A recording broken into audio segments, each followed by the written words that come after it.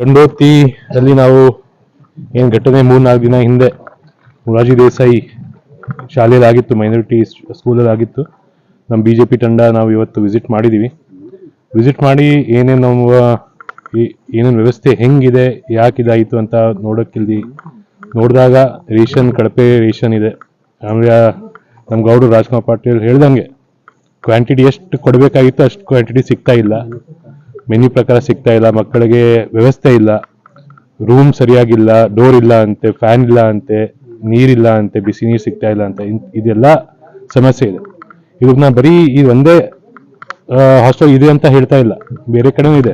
ಆದರೆ ಇಲ್ಲಿ ಜವಾಬ್ದಾರಿ ಉಸ್ತುವಾರಿ ಸಚಿವರದು ಇರುತ್ತೆ.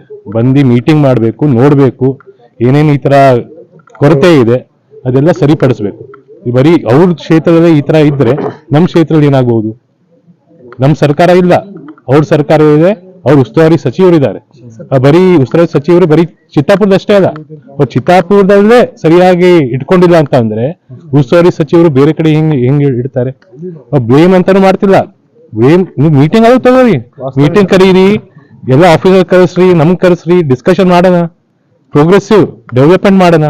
ಬರೀ ಟೀಕೆ ಮಾಡೋದು ಮತ್ತೆ ನೀವು ಫಸ್ಟ್ ಕ್ಷೇತ್ರದ ನೋಡಿ, ಕ್ಷೇತ್ರ ನಿಮ್ ಜಿಲ್ಲೆದು, ರಾಜ್ಯದ ಅಭಿವೃದ್ಧಿ ಅದಕ್ಕೆ ಪ್ರಯಾರಿಟಿ ಕೊಡಬೇಕು. ಅದಾದ್ಮೇಲೆ ನೀವು ಹೋಗಿ ಇಂಟರ್ನ್ಯಾಷನಲ್ ಹೋಗಿ, ಬೇರೆ ವಿಷಯಕ್ಕೆ ಹೋಗಿ, ನಮ್ಗೇನು ಅಭ್ಯಂತರ ಇಲ್ಲ. ನಿಮ್ಗೂ ಫ್ರೀಡಮ್ ಆಫ್ ಸ್ಪೀಚ್ ಇದೆ, ಅದಕ್ಕೆ ಕೆಲಸ.